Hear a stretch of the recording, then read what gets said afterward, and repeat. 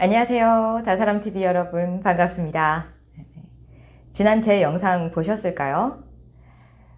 내용이 좀 길기는 했지만 사실을 만나고 그 사실을 정말 스스로의 삶을 정성스럽게 사는데 적용한 것이 아니라 오히려 힘든 상황을 회피하고 내 멋대로 사는데 사실을 적용하면서 술을 다시 먹기 시작하는 그렇게 몸에 부조화스러운 상황들이 꽉 차 있는 상황임에도 불구하고 그런 움직임을 가져간 내용을 영상에 담아 보았습니다.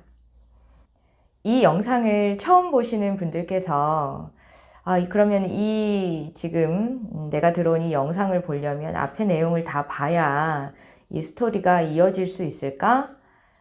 그래서 영상을 그냥 패스해 버리시는 분들도 많을 것 같은데 그럴 필요 없으시고요. 지금 이렇게 보는 영상만 보셔도 군데군데 들어볼 만한 것들이 많으실 거예요. 동의된 것이 있다면 꼭 여러분들 삶에 적용해 보셨으면 좋겠고요. 그리고 여유가 되신다면 이전 영상들도 시간 나실 때마다 들어보셨으면 좋겠습니다. 네, 제가 앞서서 이제 그런 지경을 살았단 말이에요. 사실을 아는 건 아는 거고, 사는 건 내가 이전 삶의 형태대로 살면서 제 속느낌에서는 그런 게 있었겠죠. 이렇게 사는 건 아닌 것 같은데, 알 수 없는 불안감도 스물스물 올라오고, 곧 정기검진일인데, 정기검진일을 앞두고 내가 그렇게 과할 정도로 술을 마셔야 되는 그런 상황을 제법 꽤 살았으니까.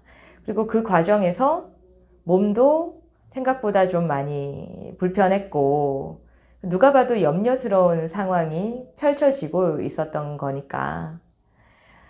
네, 그런 불안한 느낌이 기본 베이스로 깔리면서 드디어 정기검진일을 맞이하게 됩니다. 당연히 뭐 정기검진일이라고 하면 뭐 피검사하고 그다음에 뭐 CT나 MRI를 찍고 뭐 기본적인 이런 재발 소견이나 전이 소견을 확인을 하는데 불안한 마음에 검사를 받고 며칠이 지나서 검사 결과를 의사로부터 듣게 되죠. 근데 그 듣는 과정도 편하겠어요. 내가 저지른 상황이 있는데 대기실에 앉아 있는데 좌불안석이에요. 앉았다 섰다 무한 반복하고 괜히 화장실 왔다 갔다 하고 가만히 있으면 자꾸 힘든 느낌들이 드니까 어떻게 해서든지 그 느낌 안 느끼려고 별의별 상황을 다 가져갔지만 맞이하고 싶지 않았던 장면은 피할 수는 없으니까 맞닥뜨리게 됐죠. 드디어 의사가 입을 열었습니다. 영상 판독 기록을 한참 보더니 그리고 저를 쳐다도 보지도 않아요. 그냥 컴퓨터 화면을 보면서 나지막히 이야기를 하더라고요. 암이 재발된 것 같다고.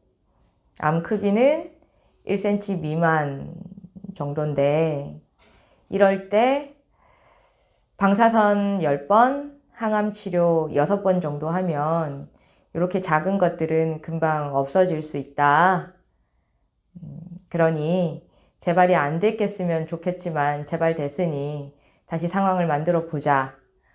이렇게 이야기를 하셨단 말이죠.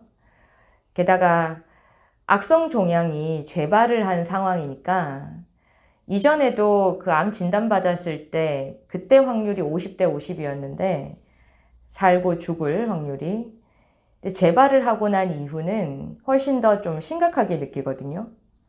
악성 종양이 재발했다 그러면 몹시 예후가 안 좋다. 그러니까 생존 확률이 현저히 떨어지는데 그래서 이제 그런 우려의 상황을 이야기하면서 최대한 빨리 치료 계획을 잡기를 의사 선생님이 원했습니다. 근데 그런 이야기를 앞에서 듣고 있는데 여전히 실감을 못하는 거예요. 물론 심장이 쿵 떨어지고 앞으로 어떻게 살아야지? 이런 상황이 또 펼쳐졌구나. 그런 느낌이 꽉 차 있었지만 그 이후에 바로 갖다 붙는 생각이 그거였어요. 이 끔찍한 항암 치료 6번을 또 어떻게 하지? 받기 싫어 죽겠는데? 하기 싫어 죽겠는데?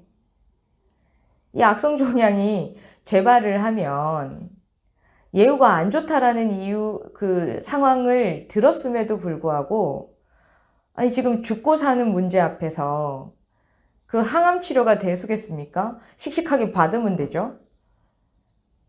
그 받으면 그 작은 게 금방 사라질 수 있다라고 이야기를 하는데도 상황을 있는 그대로 느끼기보다는 나의 선입견에 갇혀서 항암 치료 어떻게 하지? 그거를 걱정하고 있더라.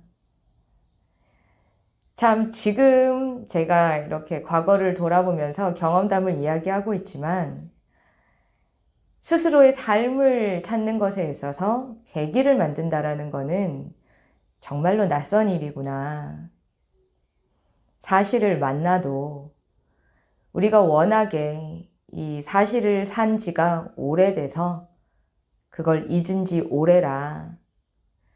사실을 막상 들어도 그 사실대로 사는 것이 정말로 지금 세상에서는 낯선 일이구나.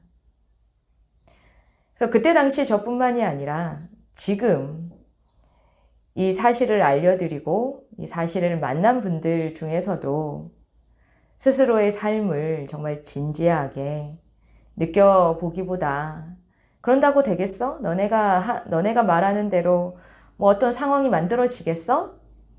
나는 애쓰고 싶지 않아.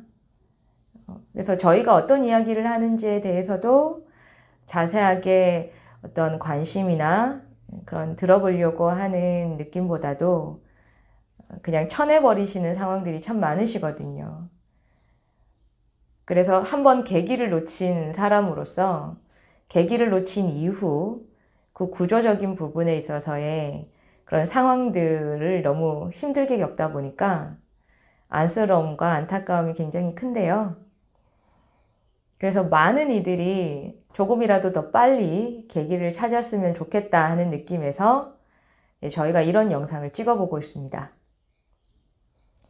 네, 어쨌든 그때 당시에 저는 그렇게 사실을 있는 그대로 느끼면서 계기를 찾으려고 어떤 움직임을 갖는 것이 아니라 또다시 상황 탓을 하고 내 탓을 하고 대상 탓을 해가면서 내가 원래 익숙하던 삶의 패턴대로 또다시 삶을 이어갑니다. 암이 재발이 되고 나니 그 두려움에 사로잡혀서 모든 상황에 절절절절절 매기 시작을 하는 거예요. 그래서 그동안 모임에 나가면서 들었던 사실의 이야기, 그 모든 것들이 안중에도 이제 없어지는 상황이 됐었습니다. 앉기를 해도 물론 앉기가 엄청난 회복에 있어서 강력한 움직임이다라는 살고 싶으니까 앉기를 안 할 수는 없고 앉기를 해도 그 재발돼서 두려워하는 그 상황으로부터 벗어나기 위해서 어떤 앉기를 자꾸 시도를 했지 그것과 상관없이 정말 있는 그대로 쉬는 상황을 그때 당시에는 만들지 못했어요. 제대로 알아듣지도 못한 상황이었고 그렇게 한참을 헤매다가 그래도 모임에는 제가 나갔는데 모임에 나가게 되면 좀 제정신이 돌아오는 거예요. 그 두려움에 그런 일어나지도 않은 상황에 제 스스로 막 스토리를 짜서 예단하면서 막 벌벌벌벌 떨던 그 상태로부터 모임에 오면 다시 사실 이야기를 듣게 되면서 이제 본 정신이 돌아오는 거예요. 상황이 조금 더 객관적으로 인식이 되고 그러면 이렇게 퍽 풀어져 있는 동태 눈에서 그래도 좀 또랑또랑한 느낌의 이런 맑은 사람 눈으로 돌아오는데 그때 제가 좀 많이 느꼈어요. 스스로 느끼겠더라고요. 내가 모임에 나와서 사실 이야기를 듣고 있을 때의 나의 상태와 혼자 그런 아주 상황에 대상들의 절절절절절 매면서 살고 있는 나의 상태가 너무 현저하게 스스로가 느껴도 다르다라는 것을 크게 느꼈고, 정말 사실이 갖고 있는 힘은 대단하구나. 사실 구조적인 이해나 적용 방식에 대한 이해는 크지 않았지만 사실에는 힘이 있구나 라는 것은 이제 조금 더 분명하게 느껴가게 됩니다. 그리고 모임에 나가면 이 사실에 대해서 동의하고 그걸 삶에 적용해 보는 분들이 이렇게 계시잖아요. 또한 그분들하고 함께 하는 게 무척 힘이 됐었습니다. 어떤 이야기를 해도 있는 그대로 들어주시고, 그렇다고, 맞다고, 그리고 그럴 때는 이렇게 살아보면 어떻겠냐고, 그럴 때는 이렇게 적용해 보는 거라고 이야기를 막 해주시고 해서, 그러면 다시 한번 어떤 삶에 대한 느낌을 세울 수 있었고, 그래 다시 한번 해보자 하는 이런 삶에 대한 살가움이 조금씩 더 형성이 됐었기 때문에 사실의 힘에 대해서 느끼는 것과 더불어 함께함의 힘, 이런 것도 이제 그때서부터 조금 더 좀 진하게 느껴가게 되었습니다. 집안에서도 이 사실을 알고 난리가 났겠죠. 초비상사태에 돌입을 합니다. 당연히 뭐 저희 삼촌과 엄마 얼굴은 뭐 새카맣게 타들어가고 계시고요. 말 그대로 집안이 이제 거의 초상집 분위기였는데, 그래도 두 분께 정말 감사하다라고 느낀 게 뭐였냐면, 정말 두 분의 사랑을 진하게 느낀 상황이, 제가 똥덩어리 짓을 그렇게 수없이 반복을 하고 또 재발이 되기까지도 참 엉뚱한 짓을 많이 해왔는데도 불구하고 두 분께서 제 탓을 하신 적이 없어요. 두 분의 훌륭함이고 저에 대한 사랑이겠죠. 그 부분이 어찌나 감사하던지요. 왜냐하면 제가 저지른 잘못을 아니까, 알고 있는데 누군가가 그 상황을 또 이렇게 꼬집으면 더 아파서 미안하기도 하고, 그래서 있는 그대로 그 상황을 살면 되지만 또 그러기가 쉽지 않잖아요. 뭐 더 화를 내기도 하고, 거의 대부분 그런 상황들을 연출을 하는데, 두 분께서는 제 탓을 하지 않으셔서 제가 제 스스로를 더 아프게, 그리고 주변 사람들을 더 아프게 몰아가는 거는 멈출 수 있었다. 안 펼칠 수 있었다. 그래서 정말로 두 분의 사랑에 대해서 다시 한번 크게 느끼는 그런 계기였기도 했고요. 그렇지만 저는 아직 이 사실을 이 느낌으로 사는 삶에 대해서 제대로 감을 잡은 상황이 아니었고, 사실에 대해서 듣고 동의한 폭도 굉장히 작았고, 아주 얕은 선입견들은 그 사실들을 동의함과 동시에 제자리를 찾게 됐지만, 제가 살아오면서 아주 강력하게 형성해 놓은 선입견이나 규정들을 제자리로, 그러니까 그것이 착각이다라는 것을 스스로 알 정도의 사실을 인식하는 힘은 없었기 때문에, 당연히 그때의 그 상황은 제가 살아왔던 익숙한 방식, 회피나 타협이나 포기하는, 그리고 남 탓이나 내 탓, 상황 탓을 하는 그런 삶의 태도를 역시나 취하게 됩니다. 새로운 삶의 방식을 적용하기에는 이게 너무 낯서니까, 낯설면 계속 연습해보면 당연히 익숙해지고 자연스럽게 적용될 부분인데, 워낙에 스스로를 부족하고 어리석다라고 느끼고 살아왔던 터라 한두 번 해보고 이게 안 되니까 어렵다라고 인식을 하게 됐고, 그리고 나서 난 못하겠어. 난 안 되나 봐. 이거 되는 거 맞아?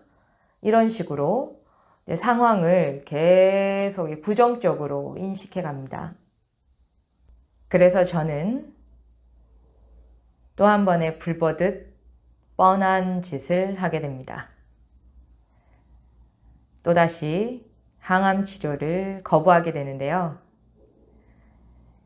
여전히 회피하고 포기하고 타협하는 그 삶의 방식이 익숙하고 힘든 거는 살기 싫고 안 살려고 하는 그런 저의 아주 오래된 그런 습, 그 익숙함을 따라서 선택하게 됩니다. 그래서 항암치료 6번, 방사선치료 10번이면 그렇게 예후가 안 좋은 암도 쉽게 마무리할 수 있다. 크기가 작아서. 그런 이야기를 들었음에도 불구하고 저는 매우 복잡하고 힘들고 고통스럽게 상황을 만들어가게 됩니다.